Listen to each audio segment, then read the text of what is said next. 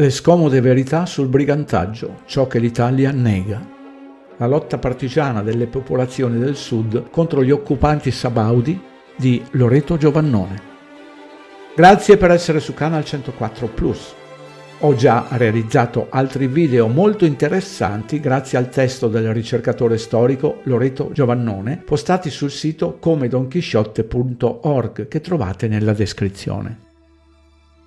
Con l'occupazione militare da parte del Nord e la distruzione dello Stato sociale imposta dal regime unitario, i lavoratori delle industrie, gli agricoltori, i braccianti, gli impiegati nel commercio e larga parte della società civile di una vasta area del meridione si opposero fermamente all'occupazione e alle violenze perpetrate dal governo sabaudo. Dalla Sicilia alla terra di lavoro fino all'Abruzzo Ultra, nel 1861 l'opposizione delle popolazioni contro i plotoni di esecuzione dell'esercito italiano fu veemente e si tradusse in lotta armata. I militari, dai comandanti ai graduati sottoposti, fucilavano e trucidavano senza distinzione uomini, donne e bambini.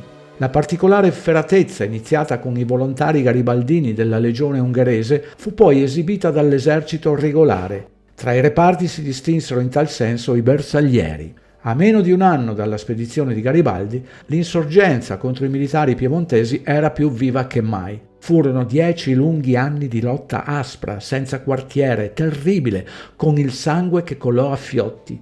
Una vera e propria carneficina che fece inorridire l'intero continente europeo, il quale tuttavia rimase immobile a guardare, mentre i nuovi governanti unitari discutevano se i civili in rivolta dovessero essere fucilati al termine degli scontri armati oppure rastrellati, imprigionati ed esecutati in un secondo momento. Negli atti parlamentari dei primi 3 anni furono più volte denunciati orrori e massacri di inaudita ferocia. Sull'atroce guerra civile che insanguinò il meridione d'Italia calò fitto e impenetrabile il velo dell'oblio manipolatorio.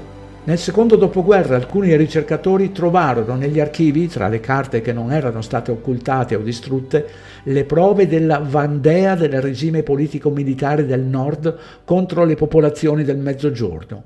Attraverso i documenti ufficiali emerge la storia negata. Una controversa vicenda di ferocia inaudita e di atrocità diffusa, sotterrata, sottotaciuta e nascosta, ma drammaticamente reale, che troppi ancora oggi negano. Uno dei tanti esempi di rappresaglia sui civili si verificò a Ponte Landolfo e Casalduni, a sud del Matese. In quei luoghi la popolazione, unitasi ai briganti nella guerra partigiana, aveva causato ai sabaudi, durante gli scontri armati, 40 vittime tra i soldati e la perdita di 2 ufficiali del 36esimo reggimento di linea, comandati dal generale de Sonnaz, detto Requiescant, per la facilità con cui ordinava di fucilare i preti. La risposta fu una rappresaglia militare caratterizzata dagli eccidi più efferati sulla popolazione inerme e, alla fine delle stragi, dalla deportazione per cancellarne le tracce. Fu il generale Enrico Cialdini a ordinare la rappresaglia sui civili di Ponte Landolfo e Casalduni, incaricando dell'operazione il colonnello Pier Eleonoro Negri e il maggiore Melegari. La testimonianza di quanto accadde si trova nel diario di Carlo Mongolfo, uno dei militari che parteciparono alla spedizione. Al mattino del giorno 14 agosto riceviamo l'ordine superiore di entrare a Ponte Landolfo, fucilare gli abitanti, meno le donne e gli infermi, ma molte donne perirono, e incendiarlo. Entrammo nel paese. Subito abbiamo incominciato a fucilare i preti e gli uomini, quanti capitava. Indi il soldato saccheggiava ed infine ne abbiamo dato l'incendio al paese. Non si poteva stare d'intorno per il gran calore e quale rumore facevano quei poveri diavoli cui la sorte era di morire imbrustoliti o sotto le rovine delle case. Noi invece durante l'incendio avevamo di tutto, pollastri, pane, vino e capponi, niente mancava. Casalduni fu l'obiettivo del maggiore Melegari. I pochi che erano rimasti si chiusero in casa ed i bersaglieri corsero per vie e vicoli, sfondarono le porte. Chi usciva di casa veniva colpito con le baionette, chi scappava veniva preso a fucilate. Furono 3 ore di fuoco, dalle case venivano portate fuori le cose migliori, i bersaglieri ne riempivano gli zaini, il fuoco crepitava.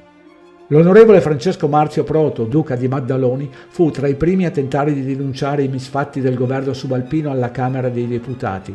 Il presidente di turno gli impedì di intervenire in aula e di pronunciare il discorso, che egli pubblicò in seguito in un libro con lo pseudonimo di Ausonio Vero, Il Conte Durante, racconto, Italia 1864.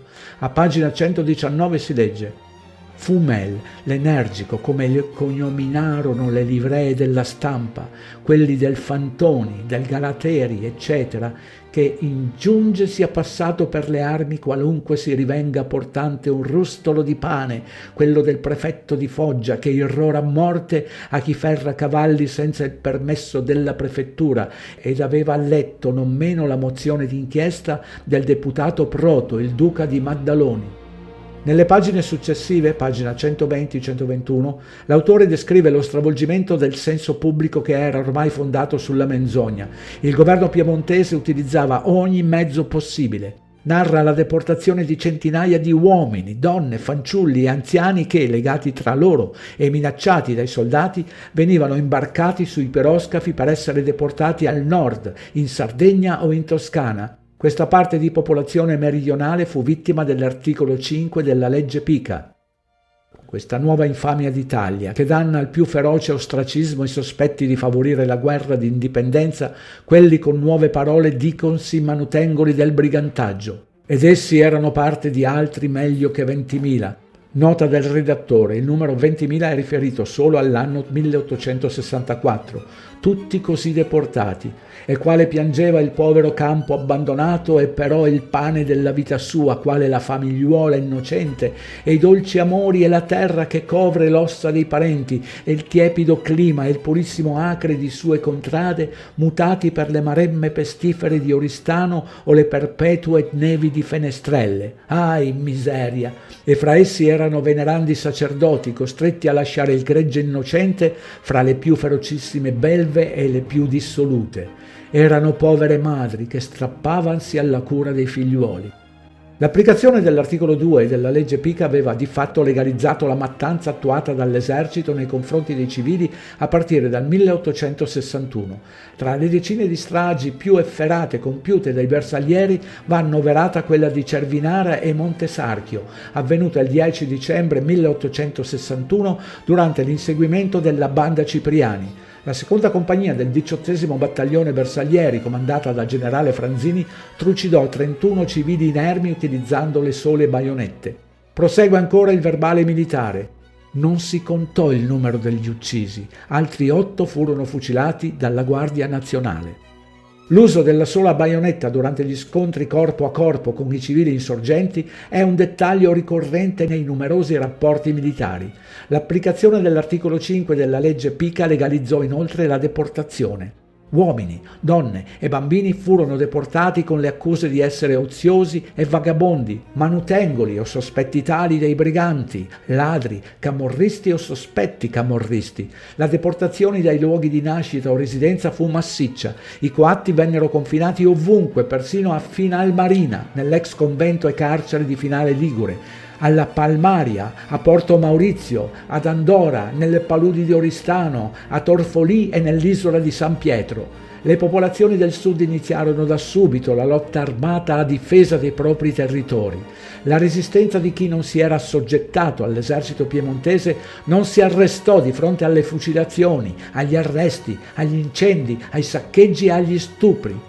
Il governo sabaudo ricorse allora all'espediente ideato da Silvio Spaventa, zio di Benedetto Croce, del domicilio coatto imposto per regio decreto, che consegnava nelle mani del Ministero dell'Interno, Divisione 1, Sezione 1, la repressione politica.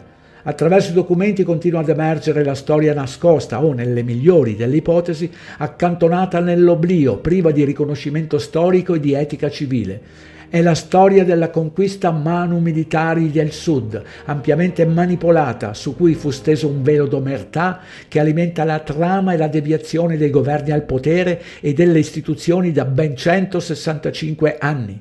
Documenti e prove trovano sempre più ampia e drammatica conferma nei manoscritti degli archivi storici, gettando luce sull'oscuro baratro del Risorgimento e sul concetto di patria e nazione costruite sul sangue.